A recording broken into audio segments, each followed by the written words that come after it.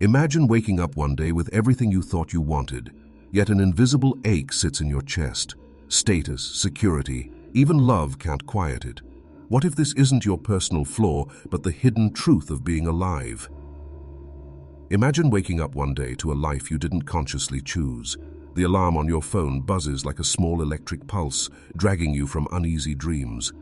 Outside, the world hums with familiar rhythms, cars moving, voices murmuring, digital feeds pulsing. But something feels off.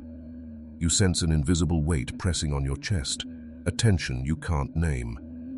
You've achieved many of the things you were told would bring happiness, status, security, perhaps even love, and yet a dull ache lingers beneath it all. The question you keep swallowing down rises again. Why does life feel like suffering, even when nothing seems wrong? You brush your teeth, you scroll, you go through the motions. The routines that once promised stability now feel like chains. The pleasures you reach for, food, entertainment, distractions, fade as quickly as they arrive. You're not alone in this. Across the world, millions wake each day with the same quiet discontent, performing their lives like actors in a play whose script they never read. And yet, almost no one speaks of it openly. We bury it under polite smiles, productivity, and the soft anesthetic of endless scrolling. But what if this hidden restlessness is not a glitch in the system, not a personal failing, but a fundamental truth of existence itself? What if suffering isn't merely the shadow of misfortune, but the constant pulse of being alive, woven into the very fabric of our consciousness? Arthur Schopenhauer, the 19th century philosopher, often dismissed as too bleak, saw this long before modern psychology began mapping human despair. In his view, suffering wasn't an anomaly, but the ground on which all experience stands. Life, he wrote, is nothing but a pendulum swing between pain and boredom. He believed that the will, the blind, ceaseless drive for existence, traps us in an endless cycle of striving, yearning, and inevitable dissatisfaction. Even in moments of pleasure, the hunger remains, waiting for the next desire to ignite. You might resist this idea. You might think, surely there's more to life than pain. Surely with enough self-improvement, enough mindfulness, enough achievement, I can outsmart the ache. But have you noticed how every victory fades into another craving? How even your most beautiful memories can't spare you from the next wave of longing? What if the very structure of your mind ensures that satisfaction is always temporary, and that the struggle to escape suffering only deepens it? Consider this paradox. The harder you chase happiness, the more elusive it becomes. The more you try to fix the unease inside you, the more it grows. We are told to seek purpose, to hustle, to meditate, to manifest our dreams, yet the silent truth persists. None of it guarantees peace. Could it be that our culture's obsession with positivity and progress is just another layer of denial, a shiny veil over a deeper, older wound? Imagine for a moment that Schopenhauer was right. Imagine that suffering is not a personal defect, but a universal condition, as constant as gravity. What does that realization do to you? Does it frighten you? Or does it oddly relieve you, like finding the name for an unnamed disease? If suffering is inevitable, then perhaps your struggle to erase it has been misplaced. Perhaps the real question is not, how do I escape suffering? But what is suffering trying to show me? This is the great question that lurks beneath our distractions, our self-help books, our search for meaning. It's the question most people avoid because it cuts too deep. What if your pain is not an obstacle to life, but its most honest expression? As you sit with that thought, notice how your mind reacts. Does it resist, tighten, seek an immediate answer? Or does it open even slightly to the possibility that everything you've been taught about happiness might be incomplete? This isn't a question of pessimism or optimism. It's a question of truth, an invitation to look beneath the surface of your own experience. We stand at the edge of a mirror, and the reflection staring back is not only our individual life, but the collective human condition. The hidden ache you carry is echoed in strangers across the globe, across time. Schopenhauer's insight was not meant to depress you, but to awaken you, to tear off the mask of illusions so you can finally see the machinery of desire and suffering for what it is. And yet, this is only the beginning, because once you glimpse the depth of this problem, Another question emerges. If suffering is woven into life, is there a way to live differently within it, without denial, without despair? Is there a hidden key, buried in the very insight that life hurts? That is the path we're about to step onto. Beneath every choice you make, every desire you chase, an unseen engine is running. Schopenhauer called it the will. Modern science calls it dopamine.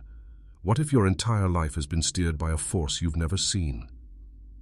You've taken the first step, daring to stare into the possibility that suffering isn't a mistake, but a fundamental feature of existence.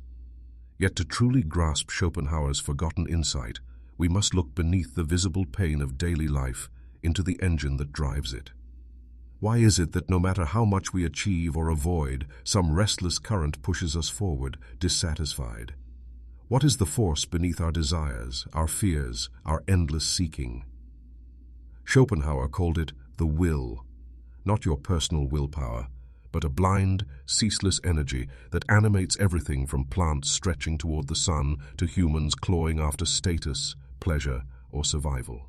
This will doesn't think, doesn't plan, doesn't care. It simply strives. It compels you to eat, to reproduce, to achieve, to dream, to envy, to keep moving even when you want to stop. It is life itself, but it is also the root of your suffering. Because as long as you are moved by it, you are condemned to desire what you do not have, and once you have it, to desire something else. Modern psychology echoes this in subtler language. Neuroscientists have found that dopamine, the chemical often dubbed the pleasure molecule, is not actually about pleasure at all. It's about wanting. It spikes before we get what we want, not after. It keeps us in a perpetual loop of anticipation, always one step ahead of satisfaction. The will is not some quaint metaphysical idea. It's in your nervous system, firing in the shadows, whispering, more, more, more. Even our grandest ideals are not exempt. The philosopher Friedrich Nietzsche, who admired and opposed Schopenhauer in equal measure, saw this drive as the will to power, a relentless expansion of the self, the urge not just to survive, but to dominate, to create, to transcend. It can manifest as art, innovation, spirituality, even altruism. Yet beneath these noble masks, the same dynamic churns. Our loftiest goals may still be ways of escaping the present moment, of postponing the confrontation with the emptiness beneath. Jean-Paul Sartre added another dimension: freedom. If we are condemned to be free, as Sartre wrote, then we must invent meaning in a universe that offers none by default. This freedom can feel exhilarating, but it also terrifies us. We try to escape it through conformity, distraction, or rigid belief systems, anything to avoid the vertigo of realizing we are alone in making sense of our own lives. The hidden problem, then, is not just suffering, it's striving under illusion. We live as though some future state will finally deliver us from the ache, but this is a mirage. We chase careers, relationships, enlightenment, thinking, once I get there, I'll be at peace. But when we arrive, we discover the horizon has moved. The will has already shifted the goalposts. The relief is momentary, like a drug that wears off, leaving us craving the next dose. Society amplifies this. Our economic systems are designed not to satisfy, but to stimulate. Social media trains our brains to seek constant validation. Advertising preys on the will by telling you that your next purchase is the missing piece of your identity. Even self-improvement culture, books, courses, life hacks, often sells the same illusion, that with the right tweaks, you can finally stop feeling restless. In this way, our collective structures mirror and magnify the same internal trap Schopenhauer described. But perhaps the most insidious layer is psychological. Carl Jung spoke of the shadow, the parts of ourselves we deny or repress because they don't fit our self-image.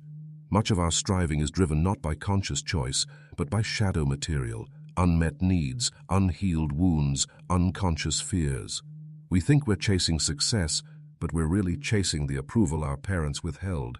We think we're seeking freedom, but we're really fleeing the terror of being abandoned. In this sense, the will doesn't just move us forward, it hides its own motives from us.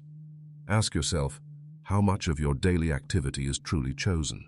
How much is reactive, automatic, a pattern you inherited from culture, family, biology? The answer can be unsettling. We like to think of ourselves as rational agents steering our own destinies, but much of our life is a kind of sleepwalking, driven by impulses we barely understand. This is why the suffering feels so empty. It's not just that we hurt, it's that we don't even know why we hurt. Yet even as we uncover these roots, there's another paradox waiting. If the will is universal, if it animates all life, then it is also the source of everything we love: art, connection, learning, the thrill of existence itself. Schopenhauer himself softened his bleak vision by pointing to art, compassion, and contemplation as partial escapes from the tyranny of the will. In rare moments, listening to music, gazing at nature, losing ourselves in deep empathy, we step outside the striving self and glimpse something timeless. These moments don't abolish the will, but they suspend it, like a storm briefly parting to reveal the sky. So the hidden problem is double-edged. On one side, a blind force endlessly propelling us into desire and dissatisfaction. On the other, the very same force generating life, creativity, and consciousness. You can't simply kill the will. To do so would be to erase life itself. Yet you can't fully satisfy it either. It will always hunger. The question is not whether the will exists, but how we might relate to it differently, without illusion, without denial, without being devoured by it. This is where many modern approaches stop. They diagnose the loop, but offer platitudes as solutions. Practice gratitude, think positive, set better goals. These may help at the surface, but do not touch the engine below. Schopenhauer's forgotten insight challenges us to go deeper, to stop imagining a final escape from suffering and instead face it as our baseline reality. Only then can we begin to see the strange possibility hidden within it. Because if suffering is inevitable, then perhaps freedom is not found in ending it, but in understanding it, so deeply that its grip begins to loosen. This is the edge we now stand upon, the threshold between unconscious striving and conscious encounter. To step through it is not to adopt another belief, but to question the very structure of your existence. And yet, even as you sense the truth of this, a more disturbing thought arises. If the will and its cycle of suffering are so universal, what unseen consequences are playing out in your lives?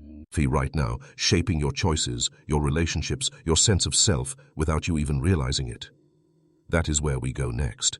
You think you're choosing, but are you? Look closely. The job, the partner, the scrolling, the striving. What if each one is the will wearing a different mask, shaping your destiny while you sleepwalk through it? You've peered into the machinery of the will and glimpsed its ceaseless movement, but ideas remain abstract until you feel them in the marrow of your life. The real force of Schopenhauer's insight lies not in the theory, but in how it quietly shapes everything you do, often without your knowledge. The unseen consequences of this hidden dynamic are not philosophical curiosities. They're the architecture of your daily existence. Start with your choices. You believe you're choosing a career because it suits your passion, a relationship because it fulfills your heart, a habit because it feels right. But how many of these decisions are actually predetermined by the blind drive to escape discomfort? That job you took, was it truly a calling or an unconscious grasp at validation, status, or safety? That partner, were you moved by love or by the terror of loneliness? Even your acts of self-care might be disguised attempts to numb an existential ache rather than heal it. This isn't an accusation, it's an X-ray. The will doesn't announce itself. It speaks in impulses, rationalizations, and habits you mistake for freedom. Neurology confirms this in unsettling ways. Studies show that the brain initiates actions milliseconds before we're consciously aware of choosing them. The so-called readiness potential suggests that what we call will is often a post hoc story we tell ourselves about why we acted. If Schopenhauer were alive today, he would smile grimly at these findings. He claimed that our sense of free will is mostly an illusion, our conscious mind, a rider claiming credit for a horse already galloping. This doesn't make you powerless, but it does reveal how deeply the will penetrates your sense of identity. You think of yourself as a coherent I, but much of what you call you is an ongoing negotiation between impulses, memories, social conditioning, and biological drives. This is why you sometimes feel like a stranger to yourself, saying things you didn't mean, making choices you swore you wouldn't, sabotaging your own goals. The will moves first. The story follows. Now widen the lens to society. If individuals are driven by an unquenchable will, then entire cultures are too. The endless churn of production and consumption, the cult of progress, the obsession with more, all these are the will writ large. Our economic systems depend on dissatisfaction. Without it, advertising collapses, growth stalls, and the machine halts. We're taught to view this as normal, even virtuous. Work harder, upgrade, disrupt. Yet, beneath the glossy language of innovation is the same primitive current, an organism trying to outgrow its own emptiness. This collective striving breeds consequences we rarely name. Burnout masquerades as ambition.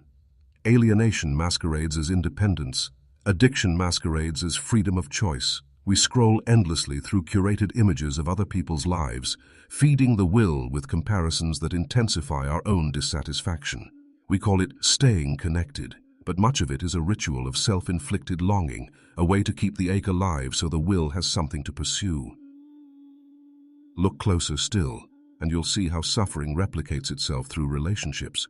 The unmet needs you carry into adulthood, the shadow Jung described, become the silent script of your intimacy.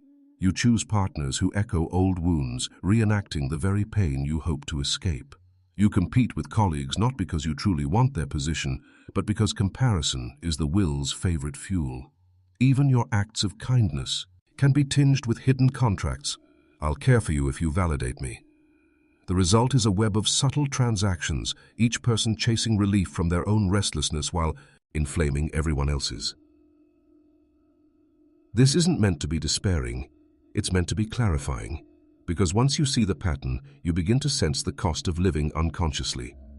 The unseen consequence of the will is not only suffering but blindness, an entire life spent running from a phantom. You can become wealthy, loved, even admired, yet feel hollow because the will has quietly converted every victory into fuel for the next chase.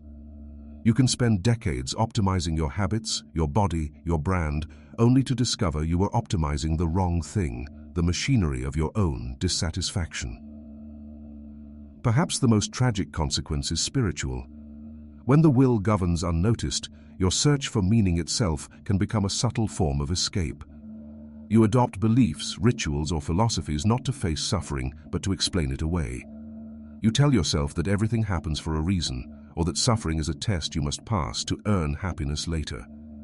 These stories may soothe temporarily, but they keep you from confronting the raw reality Schopenhauer described.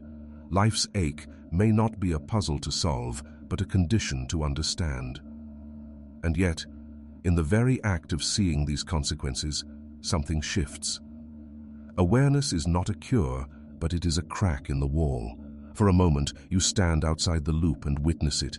You see your cravings arise and dissipate. You feel the impulse to check your phone and watch it pass without acting. You notice a pang of envy and, instead of feeding it, you trace its root to an old wound.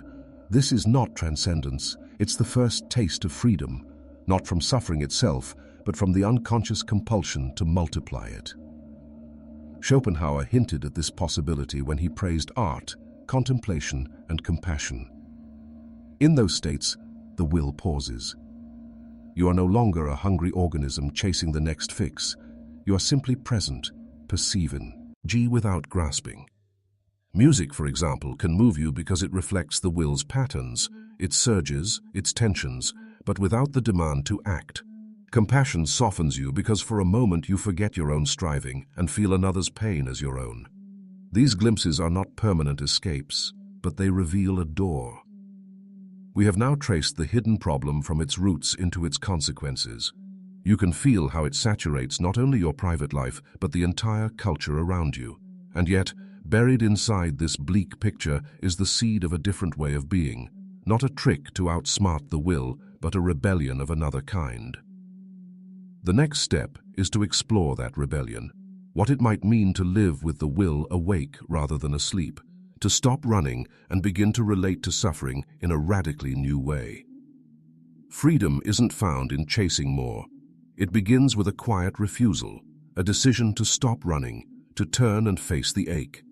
This is the moment rebellion begins, not with noise, but with clarity. You've seen the machinery. You've felt how the will threads itself through your choices, relationships, and culture. For most people, this is where despair begins. If suffering is inevitable, then I'm doomed to it forever. But there is another way of responding, a rebellion that doesn't deny the will, doesn't try to kill it, but instead changes your relationship with it so fundamentally that the very texture of your life shifts. What does rebellion look like in a world where striving is everywhere? It's not the heroic overthrow of an enemy, not another self-improvement project aimed at finally being free. It's subtler and more radical, a refusal to continue playing the same unconscious game. It begins with the simplest, hardest act, seeing clearly without flinching, to stop running from the ache and instead turn toward it. In doing so, you step out of the automatic loop of craving and avoidance. This is not resignation, it's the first authentic act of freedom. Schopenhauer himself offered 3 portals through which the will's grip can be loosened: aesthetic contemplation, compassion, and ascetic practice. These are not dogmas, but attitudes, ways of shifting from striving to witnessing. Let's look at each, not as prescriptions, but as doorways you can walk through in your own way. Aesthetic contemplation. When you lose yourself in music, art, nature, or even a small moment of stillness, something remarkable happens. For a breath, you are no longer the center of the story. The will pauses. There is only the thing itself, the sound of a cello, the movement of clouds, the pattern of rain on glass. You are not craving, not analyzing, not using the moment for anything. You are simply present. These moments don't last, but they hint at a mode of being beyond constant grasping. You don't escape life, you glimpse it unfiltered. Try noticing beauty in mundane places, the texture of a wall, the rhythm of footsteps. This isn't sentimentality, it's training yourself to drop the inner narrative and see. Each time you do, you weaken the will's hold, not by force, but by slipping through its fingers. Compassion, the second portal, is outward. When you shift your attention from your own endless striving to the suffering of others, you momentarily escape the prison of the self. Schopenhauer believed compassion to be the highest ethical act precisely because it transcends ego-driven desire. In compassion, the boundary between self and other softens. You're not helping to feel superior, to earn karma, or to escape guilt. You're simply touched by another's pain as if it were your own. This too interrupts the will's cycle. For a moment, you're not a hungry organism clawing for relief. You're an open field where another's experience can resonate. Compassion also reveals a paradoxical freedom. Your pain stops feeling like a personal defect and starts feeling like a bridge. Instead of isolating you, it connects you. The very condition that Schopenhauer said unites all beings, suffering, becomes a source of solidarity rather than despair. Ascetic practice. The third portal Schopenhauer proposed was asceticism, not in the extreme sense of self-punishment, but as a conscious reduction of unnecessary craving. In a culture that equates freedom with endless options, voluntarily simplifying your life can feel like rebellion. It can be as small as fasting from digital noise, declining a purchase you don't need, or setting boundaries around your time. Each act is a quiet refusal to feed the will blindly. You're not trying to escape life, you're loosening the habit of compulsion. Modern psychology echoes this in mindfulness practice. When you watch your breath without trying to change it, when you observe a thought without chasing it, you're practicing a micro-asceticism. You're proving to yourself that you can experience an impulse without obeying it. Over time, this creates a subtle but profound shift. You stop identifying so completely with the will's movements. Desire arises, but you're not swallowed by it. Suffering arises, but it's no longer the whole of you. A radical shift in perspective. All 3 of these portals share one essence. They transform your stance from seeker to witness. You are no longer the puppet of the will, but the one who notices the strings. This doesn't make you omnipotent, and it doesn't erase pain. But it introduces a space between stimulus and response, a quiet where freedom lives. Viktor Frankl, writing from the abyss of a concentration camp, put it simply. Between stimulus and response, there is a space. In that space is our power to choose our response. That space is rebellion. This rebellion also flips a cultural script. You've been taught that freedom means maximizing choices, chasing pleasures, achieving goals.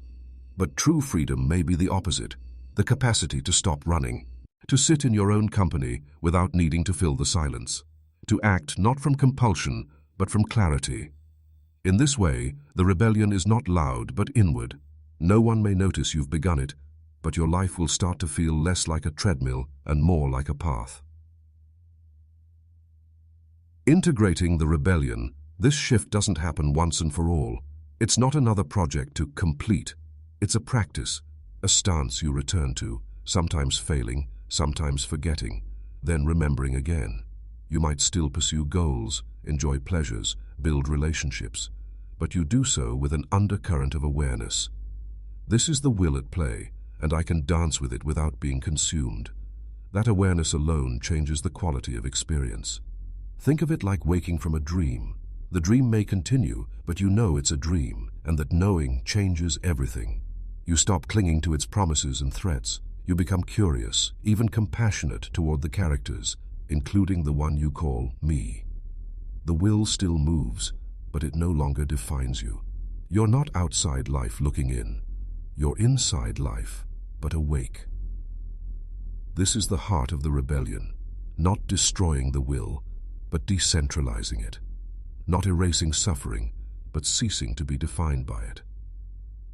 From this stance, your actions start arising less from fear or hunger, and more from something quieter.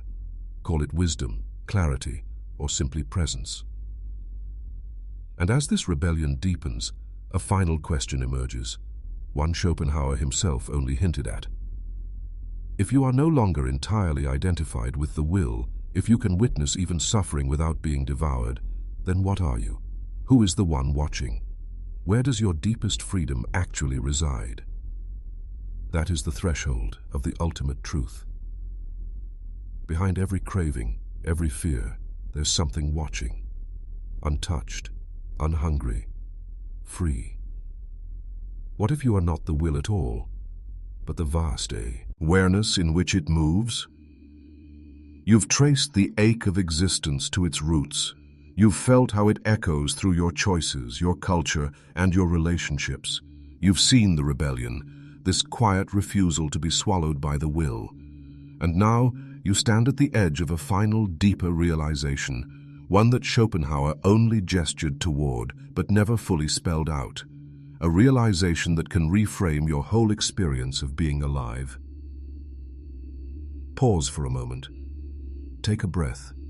Notice how even now the will moves, thoughts rising, sensations flickering, subtle urges appearing. Notice also that there is something aware of all this. There is a silent witness behind the hunger, the striving, the suffering.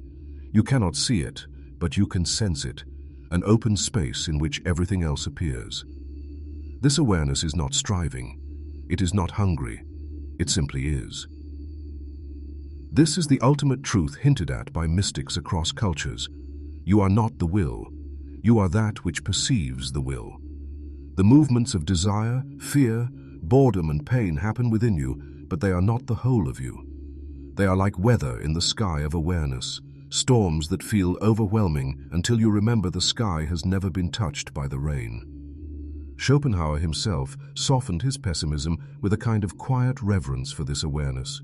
He called it the pure subject of knowing, and wrote that in aesthetic contemplation we momentarily become this subject, free from the prison of individuality, experiencing reality without the filter of craving. Later thinkers built on this. Nietzsche spoke of amor fati, the love of one's fate, as a way of embracing life in its entirety, not as a victim of the will, but as its conscious participant. Eastern traditions like Buddhism go further, suggesting that suffering persists only because we identify with the movements of craving instead of the awareness that sees them. When that identification loosens, the suffering loses its sting, even if the sensations remain. Imagine for a moment standing in a crowded train station. People rushing, announcements blaring, your own thoughts clamoring, and then imagine stepping back, not physically but inwardly, until you feel yourself as the space in which all this happens. The noise is still there, but it no longer defines you. The will continues its dance, but you are no longer compelled to dance blindly with it. This isn't dissociation, it's a fuller participation from a place of freedom. From this perspective, the entire arc of your life begins to look different.